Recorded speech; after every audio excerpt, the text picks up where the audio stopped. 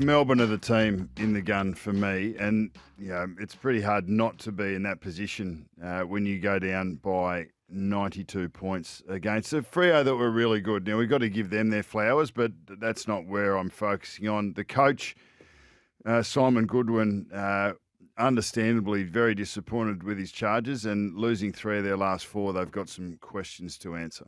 There was a point, it was about halfway through the last quarter, or towards the end of the last quarter, they're 94 points down, and it goes back to the centre bounce, and you've got Max Gawn as the ruckman, you've got Petrarca, Oliver and Viney as your starting midfield, and you look at the scoreboard and you wonder, how can this possibly be when you have the talent at your disposal? And how can those players have played and put in a performance, a team performance like that? As I said, you got to give credit to Fremantle. Their pressure on Melbourne's ball use was first class, and they scored with efficiency and at will, going back the other way. And Fremantle were able to move the ball through a Melbourne defence that's been vaunted for so long. You've got players like May, Rivers, McVie, who are names that have become synonymous with a really strong back six. Yes, Jake Lever's not there, but plenty of sides have got players that are out at the moment. And to only get 37 inside 50s against any opposition is a concern. 3 weeks ago, they only got 36 inside 50s against West Coast Eagles. In between that, they had a win against the Saints. But there's some real questions to be asked, because there's something that the game plan makes sure that you have bodies where you need them in the doses that you need them. And after that, that's especially with ball in hand, because you still need to defend, and defending hasn't been an issue for Melbourne for a long time until giving up 141 points. But then after you've got the bodies in the right places, those bodies need to win the contests that need to be won. And neither of those two things happen for Melbourne. Do you think there's bigger issues at play? So the on-field stuff is there, and absolutely destroyed at ground ball, didn't kick a goal from stoppage. 8 goals, 3 points. 8 goals to 0. 1 point from centre bounce, 1 point from throw-ins, and 1 point from ball up. From ball ups. Conceded 14 off turn. Some of their errors in the first. So they were there for 10 minutes in this game, and then after that, there was no contest at all. So the questions will emerge, and rightly so, around the off-season, the culture. They've been very defensive of that, because what other reasons? They actually found themselves into the season okay. I know. The spirit looked okay. But there was no spirit. So it's more than just the on-field yesterday. You would have to read into it. How much you read into it, I'm not sure. But Petty touched the footy 2 times. Clayton Oliver is clearly not the player that he has been, and perhaps the lack of preparation, or certainly the lack of preparation, is coming obviously at him. He's just not the player that he's been. You mentioned, Cozzy Pickett hasn't progressed. Fritsch is hit and miss, and he's far too good to be hit and miss. So I don't know. D's fans, 1300 736 736. They've been very defensive of everything off-field at the footy club. You'd have to think a performance like that raises its head about the preparation, the pre-season, and what is going on off the field as well as on it at the Melbourne Footy Club. There was vision after the game, and body shapes and weights haven't been thrown up. But all I'll say is, looking at the Melbourne rooms after the game, they don't look as hard and fit as I would expect a top 4 AFL team to look. And they don't have a lot of injuries. Lever and Melksham potentially, but from what I saw, the vision that I saw, they're warm down, and I know. Look, in the end, you've got to call as you see it. There was some players there that I thought didn't look in the condition that you would expect them to be at. If you're going to be coming up against the AFL's best teams and expecting to win it, the performance was terrible, and they just don't look hard and fit to me. Questioning their preparation, which is a shock to me, because I watched them closely against Port Adelaide, and they looked fit and hard, and that was in round 3. So what's happened since then? The King's birthday game becomes huge. I mean, walking into review for a Melbourne player and a coach this week is going to be tough because there's going to be some vision that looks terrible for them. Like in transition, a lack of pressure, a lack of accountability, probably questions over their ball use. Is the era and over? The coaches, is the Melbourne era where they've been that pretty reliable home and away team, win a flag not that long ago? It appears as though yesterday, this era may be coming to an end. You just don't have a performance like that if there's not something underneath the surface that isn't quite right. And that's what Melbourne are going to have to ask those questions, answer them, and then turn around. And I'd expect a response on King's birthday, and that's going to be a fascinating watch. Right. Collingwood are banged up and undermanned, and Melbourne have to find something. That was the bad. What about the good? The good for me, I want to go straight to Hawthorn. Hawthorn and Adelaide, it was like an elimination final. You got 12th playing 13th, but yet, Hawthorn with some momentum, and Adelaide, whose best is good, but they just weren't able to produce it. And Hawthorn have now won 4 of their last 5. And Sam Mitchell, the genius, as you've labelled him, had a great day in the coach's box, and his players were huge on field. An army of players that you could nearly interchange. They're very similar in the way they go about it. And if it's not, if it's not Warple, then it's Newcombe. If it's not Newcombe, then it's Nash. And then Day's come in and added some class to the mix. Eamon and D'Ambrosio off the back have been excellent. McDonald, McKenzie, they just keep rolling out, and they're hard and they're fit. They put great pressure on, and then when the system and the structure seems to be coming into play, and I think their back six is starting to take shape around a really strong, reliable back six. Scrimshaw, Sicily, Weddle. Frost has had a consistent year as a key back.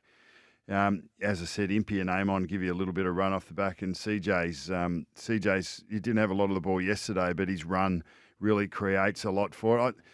There was one thing that happened. Ginnivan kicked a goal just before three-quarter time, and I'm not sure if you saw the vision, but Will Day, I did. He looked aggressive. He was pumped. He was excited, and it was. I loved what I saw because it was like, hey, yeah, that was great, and this is good. And you're good, and we're good. Let's go. And I'm just ready for whatever comes. He was hungry. Like it was, the vision was so good. Some Hawthorn fans are going, is he having a crack at him there? And both players had to actually clarify that on social media. Did they love each other after the game. So both sent out social media posts, and Will just said, look, I was celebrating with him. Absolutely. And pumping him up. But I wasn't having a crack. I don't know how you could ever misread that. No. Just he's got captain written all over him. How good was it? He will be the next Hawthorn captain. But they're just, what they're doing, they're efficient. They've really rectified their on-ball issues that was hurting them at the start of the year. They smack Adelaide from centre bounce. You look through Adelaide's disposal winners, and I think they had probably the top 5 disposal winners on the ground, but that led to 40 entries, whereas Hawthorn were just efficient. Love the way that he uses his high half forwards. Still got the Wizard Watson, who we think is going to be a good player, had a big performance in the VFL. Ward's another one who's not playing at the moment, high draft pick. Yeah. So you're right, there's a number of run and carry players that they have got with high talent, and it's been a really impressive performance off the back of a number of key players out with injury. Mitch Lewis is their best forward, still not playing. Yeah, and there's the upside is evident. They play the Giants down in Tassie next week, and that's just another opportunity against a good opposition on a ground that they're familiar with.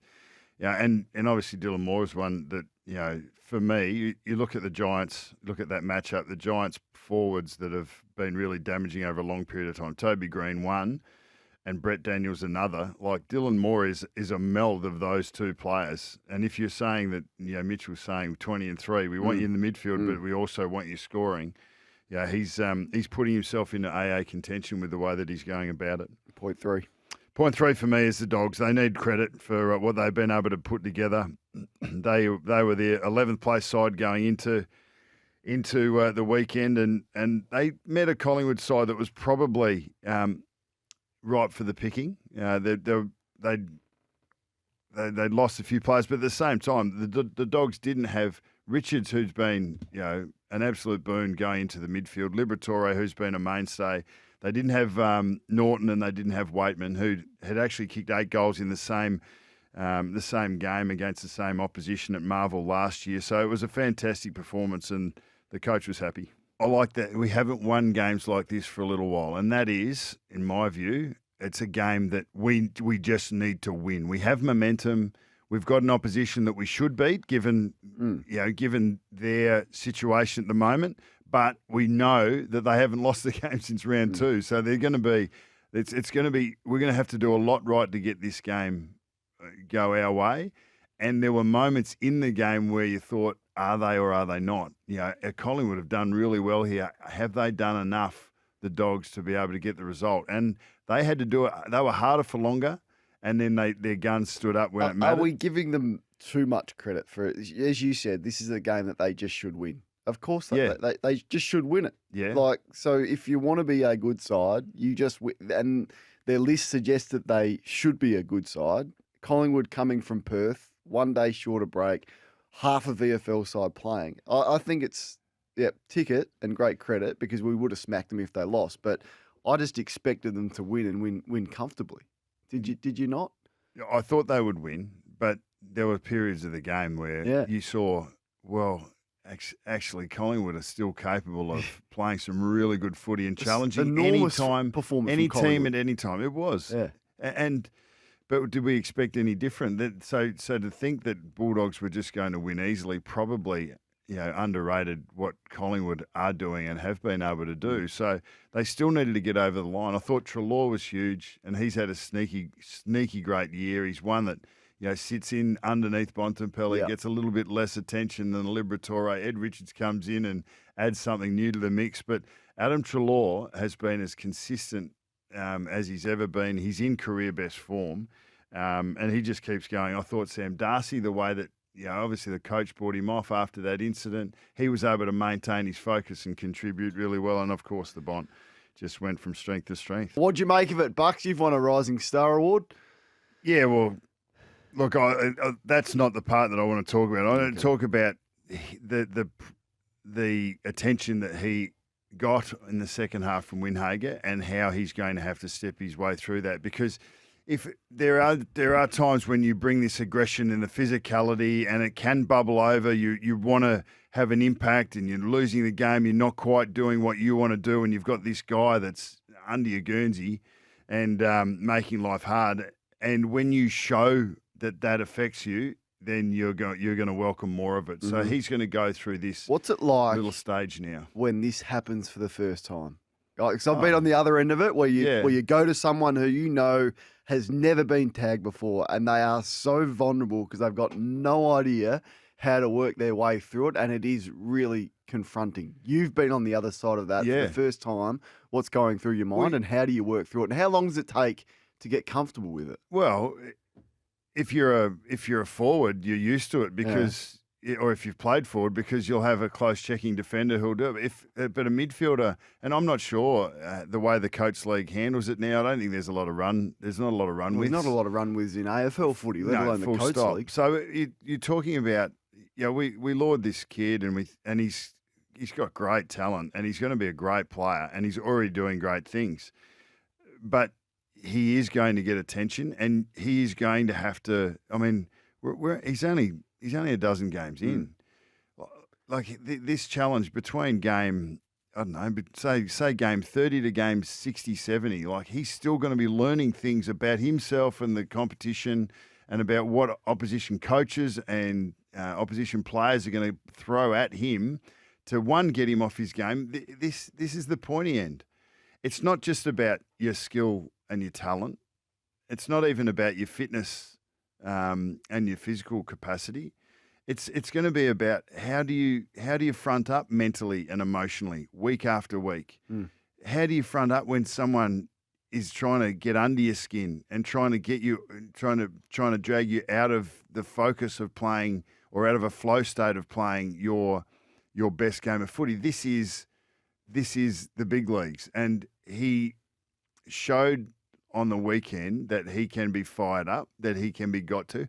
I still remember Stephen Ziller was tagged for St Kilda, And there was a game where he tagged me in a night game, and I reckon we wrestled for a 3 or 4 times a quarter, like out of stoppage. I was absolutely wrecked about 5 minutes into the last quarter, and I reckon I'd played about 100 games, and I sort of worked out, oh my God, how did you allow that to happen? You know, I've allowed him.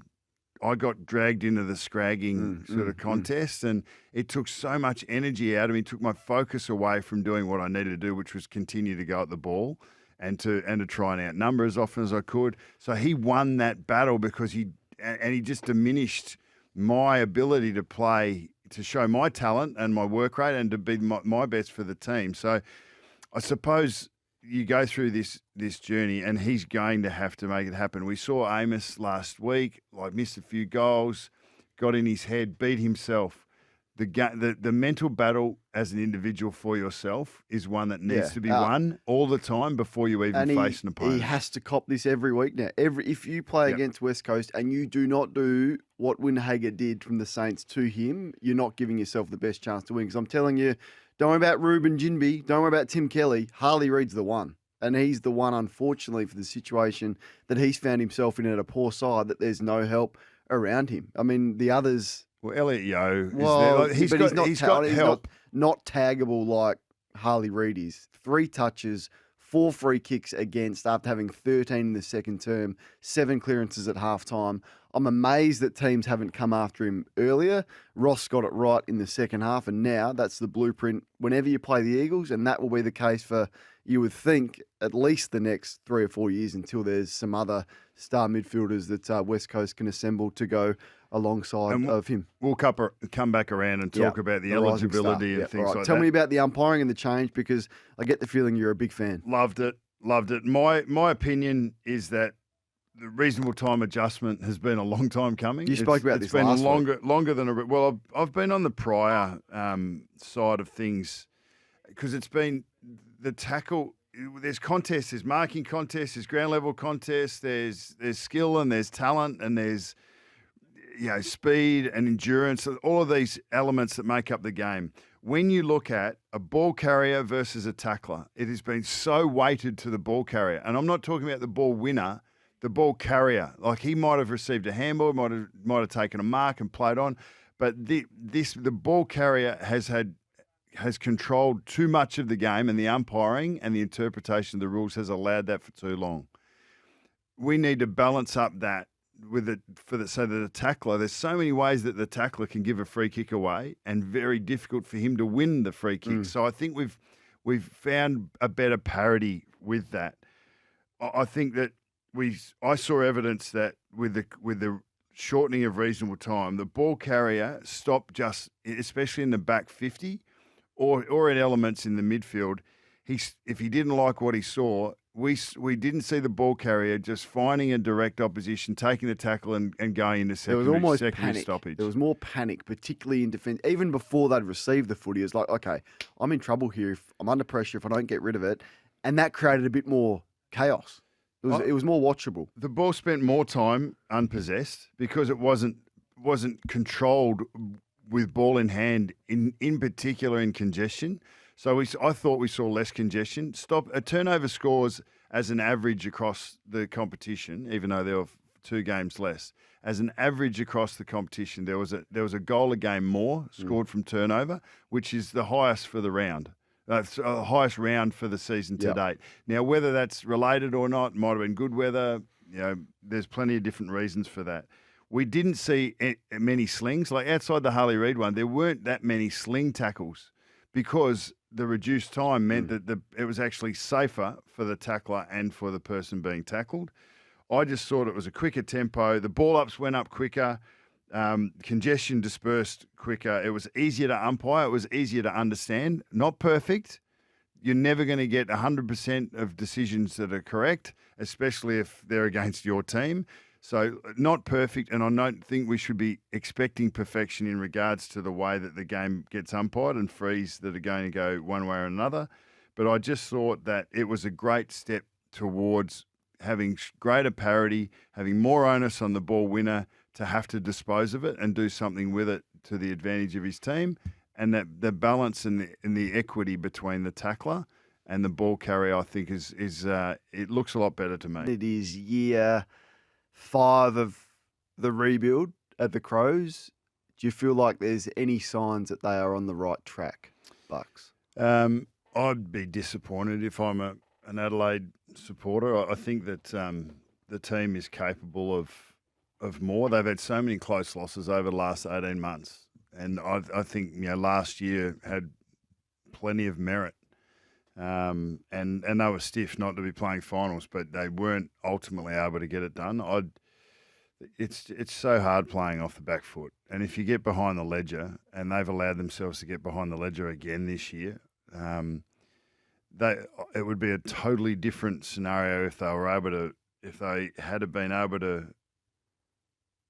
get wins out of those good performances early in the season, because being 7-5 as opposed to 5-7, there's a massive difference, a massive swing to the mentality, because you go into games thinking we can, we win this one, we add another win to the ledger and we maintain our momentum. On the flip side, you sort of go and think we can't afford to lose this one, because we'll drop away even further. And as soon as that gets into your psyche, I think we get performances like what we saw, because Hawthorn are playing. Their momentum, they're going, they're taking the game on, their pressure across the ground is huge, and Adelaide are normally doing that to the opposition. And I think, he summed it up really well, that energy level, their lack of spirit or their lack of fight, their lack of dare. We haven't seen that from an Adelaide side for a while, and that was really poor. They've got real issues with interceptors behind the ball, whether their half forwards come up too high, whether their half forwards just aren't dangerous or impacting, which means the opposition has no threat that they're going to be damaging, so they drop off. It's happened all year, dating right back to Tom Stewart at the start of the year. They've had no answers for those interceptors. That was the same on the weekend. They had a lot of the footy for 40 entries. Feels like he's having a couple of bad performances from the coach's box and getting out coached. So we'll see. The pressure would obviously be more significant if he was out of contract, but the club has backed him in. You want to speak about the Pies? Yeah, I've got this clip of Craig McRae. It was a week ago, so it was after the Fremantle draw, but it's something that I think is worth putting on the table, both for Collingwood fans and their opposition. Yeah, we've had 3 6-day breaks, and every injuries that we've had along the way in those last few weeks has been a cost on the group. You don't get full availability of personnel week in, week out. That's a reality.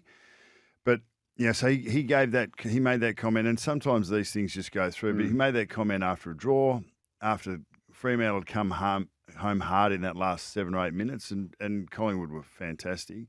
But the taxi is, you have injuries during a game, and then the last 19 or 20 players that are there that are rotating through 2 spots or 1 spot on the bench, you do that 3 or 4 games in a row, and then the 18 or 19 players are actually playing 5 or 6 or 7% more game time week in, week out, and if you have a few short breaks. So I'm sure Collingwood are trying to spin the magnets a little bit and trying to find, as other teams will. But I thought that was instructive, and it is a reality. You can't ignore that is a part of it. There's no solution, is there? Oh well, you might have to bring players up from the VFL or for the depth of your list, and Richmond can't do that at the moment. So Richmond have got the tax that they carry on their players that are carrying a heavy load when they have injuries in game, and also players that might not be ready, younger players that might not be ready, senior players that probably need to play 4 games in 5. And they're caught in betwixt and in between.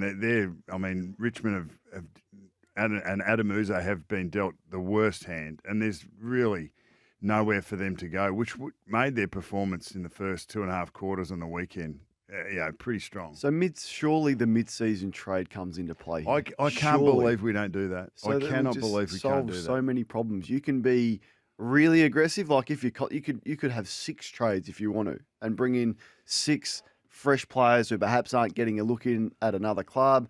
And then if you're a team down the bottom who is clearly got the focus on next year and the year after, you can make some moves where you can exploit teams that are desperate to stay in the hunt this season and maximise the value of players that perhaps you think are expendable or you can cash in with and get a great deal for. I just think that is obvious. But I guess the objection comes from the interstate sides who think it's too advantageous to the Victorian teams? Well, I think that Damien Hardwick's been big on this. He wants to free up trade by taking it out of the players' hands. The contract is your security. And I understand there's family issues, and if you've got a family and you need to, in the middle of the year, you need to uproot and then head to Perth to go and play for Fremantle because Fremantle are looking for something extra just to solidify their top four hopes and then give them a chance to flag. I'm sure that you're going to see that as an opportunity professionally, and there are sacrifices that need to be made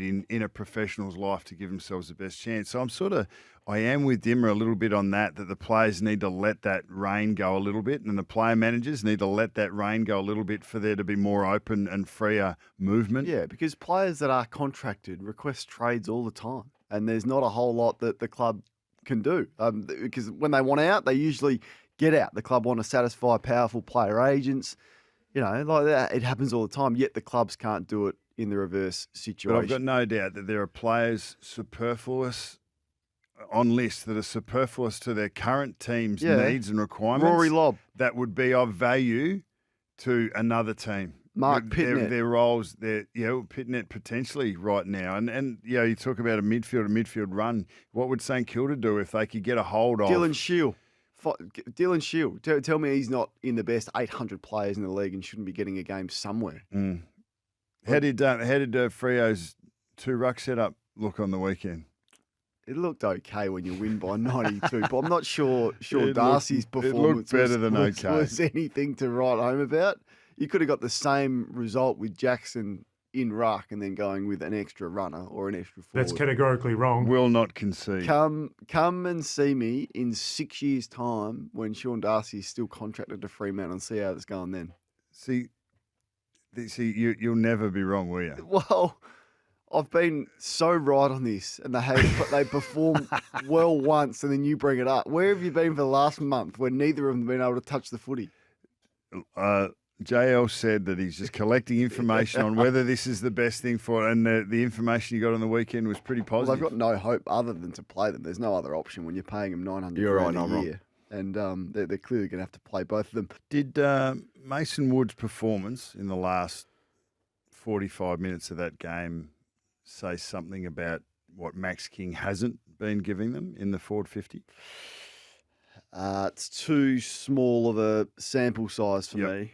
But they did look, they looked more unpredictable. They kicked 5 goals in a quarter, which is something that they probably haven't done all year. And they've struggled at times to kick 7 goals in a game, let alone 5 goals in a quarter. So, no, I still think I'd much rather Max King. Remember, he looked up and about too. In the side than not. Yeah. I just wonder. Do you think they're a better team without Max King in it? Well, it was their efficiency going forward. They only had 13 insides in that last quarter for 5 goals. They haven't done that for how long?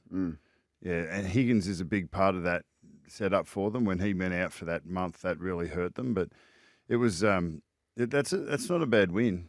I mean, they didn't look great early, and they were able to make adjustments. But St Kilda, their front half in particular, looked a lot better in that second half. All right. What is the future for Port Adelaide, considering that they really don't have many draft picks at all? They've traded them away, future picks for Horn Francis. They've traded away future seconds for Soldo and Radigalia and the like to bolster their key defensive stocks and ruck stocks, which was the right thing to do.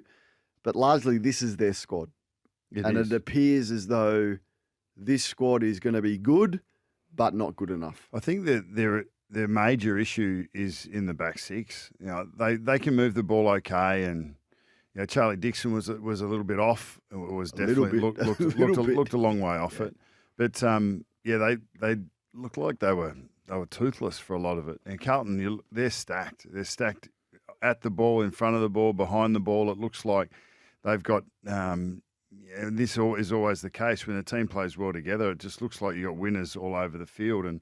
But Port Adelaide, they have to solve their defensive woes. Zerk Thatcher, Radigalia, and Aaliyah, they just keep getting beaten too often, and they're being pulled apart.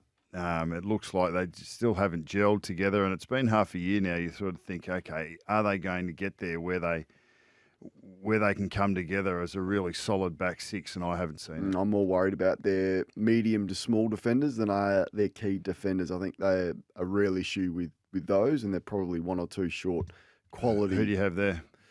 Well, Burton has been awful.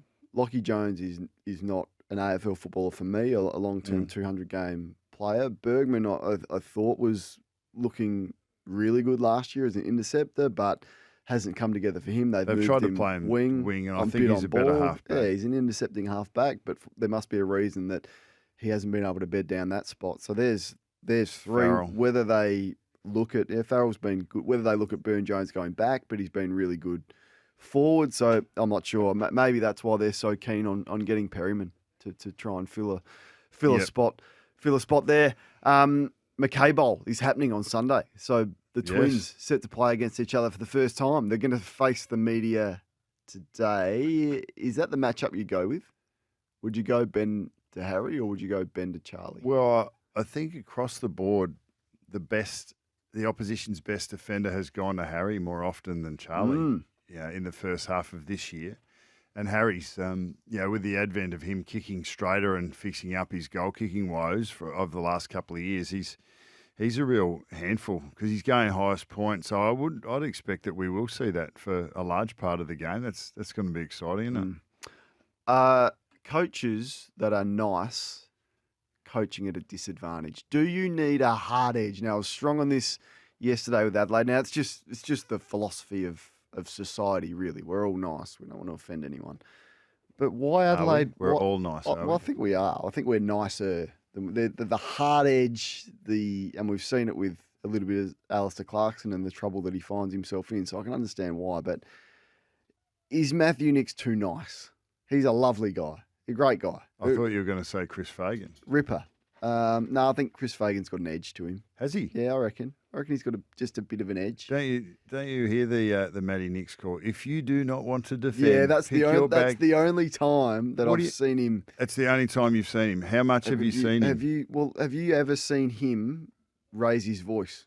Other than that, in what scenario? Suggests that, or if you're watching him address the players at quarter time after a disappointing quarter, have you ever seen him look angry? Have you ever seen Jordan Dawson? Look, I'm just asking you a question. Oh, look. This is simple. Do you need a hard edge? Some sort of hard edge? Yes, you do. Does he have it? You need to have minimum expectations. Does he have it? From your observations? From my observations? Yeah. From the 2% that I would see? Yes, that's what I'm asking. And the 98% that I don't. Well, that's what we do. Is we're in the media. I think we actually have observations. I think he's displayed enough of an edge in the 2% that I see. Yeah. So he's got a hard edge. Yeah. Okay. But how do you make? I just don't understand how you can make that assessment. We were listening earlier around the lethal Caro sort of conversation, and what I picked up in that, and the thought came to me is if you have coached, and if you've been in there, your intent is always positive, and there are so many different levers to pull. And if it's perceived wrongly at times, or if it doesn't hit the mark, that's going to happen. But you're not going to be perfect as a coach. And I'm not just talking about the Hawthorn issues and how that was perceived, and what may have actually taken place there, which I'm apart from. But even looking at Matty Nixon, is he too aggressive enough? I reckon it's so easy to judge from the outside and to have an opinion on something that might be the tip of the iceberg when you haven't seen what's actually happening take place. But we have seen Sam Mitchell with a hard edge this year. I've seen Michael Voss. So what about the 3 years before that? That's the thing. You learn and you develop as a player. You learn and develop as a coach. You learn and develop in the media. He's been there for 5 years. Yeah, but I think I don't think. I think to say he hasn't got a hard edge.